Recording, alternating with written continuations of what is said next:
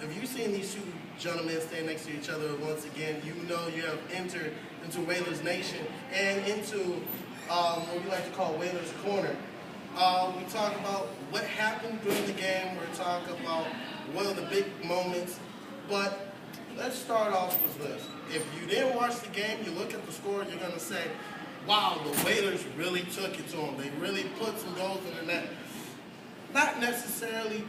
Once again, we said this last time the Whalers played at home. It was a grown man fight. This is where you put your helmet on, you go out there, you score, and when you score, you make sure you put a fire in your teammates' eyes and you say, come on boys, let's get a victory, because nobody comes in our place and gets game one. And once again, I don't know, it's one of those sayings like when I was little and my dad would come home from work or for a long trip. My mom would tell me to be quiet, don't wake him up. He'll get angry, don't wake him up. Somebody should have told them, don't wake the Whalers up, they're going to get angry. And when they woke up and they were just spitting anger. Yeah, you know, one of the last things I said in the post-game show is if you just look at the score, it wasn't indicative of the game. And I really think that's the way this series is going to go. And I'm not saying that to make Owen Sound fans feel better after a game one loss. This is going to be a tough series. My personal opinion was this is going to be the series that is really going to put the Whalers to the biggest test because they're playing a team that plays a lot like they do. You saw that in the first two periods because we're used to seeing the Whalers come out as soon as their skates touch the ice, it's bang, bang, bang, bang, boom. But they get a taste of their own medicine, and you have to learn when something doesn't go right, you have to switch and turn your team around to make things go right. And I would say this, for the first two periods, it was a lid on the net. Yeah. There was a lid. There was about 4 shots that should have went in, but they didn't. It's you call it luck, but guess what? At the end of the day, Whalers get that red light to come on, and they get it to come on 4 times. Not only 4 times, but you really come in your own and you dominate and you show that you have to win here if you're going to eliminate us. And give the attack credit because the Whalers came out much the way they did in the series against Sarnia. You know, we jokingly call it shock and awe.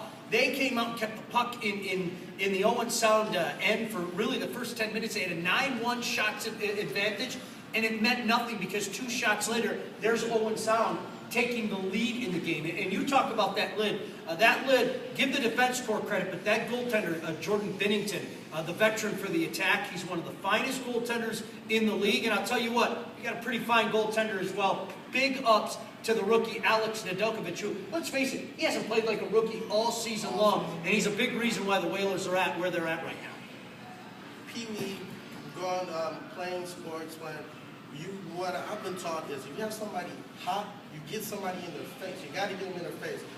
When you have a hot goalie, this goes for any age who is playing. You have a hot goalie, you got to get in their face. You got to get them away from their comfort zone. If you get them out of their comfort zone, good things are going to happen.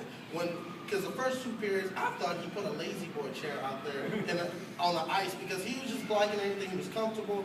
But if you see the replays, if you see how his comfortability shifted in the third to, okay, now they tied it, okay, now I got to make sure my team still has a chance. And then, now every time the puck is dropped, he's not sitting back in the net waiting for the play to come to him. He's coming to the play. And when you do that, any league, you're going to get scoring on it.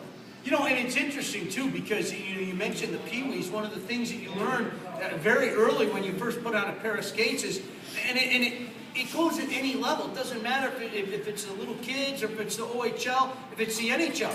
If you throw the puck at the net and you go to the net, good things are going to happen. And that's exactly what the Whalers did. They went right into Binnington's kitchen.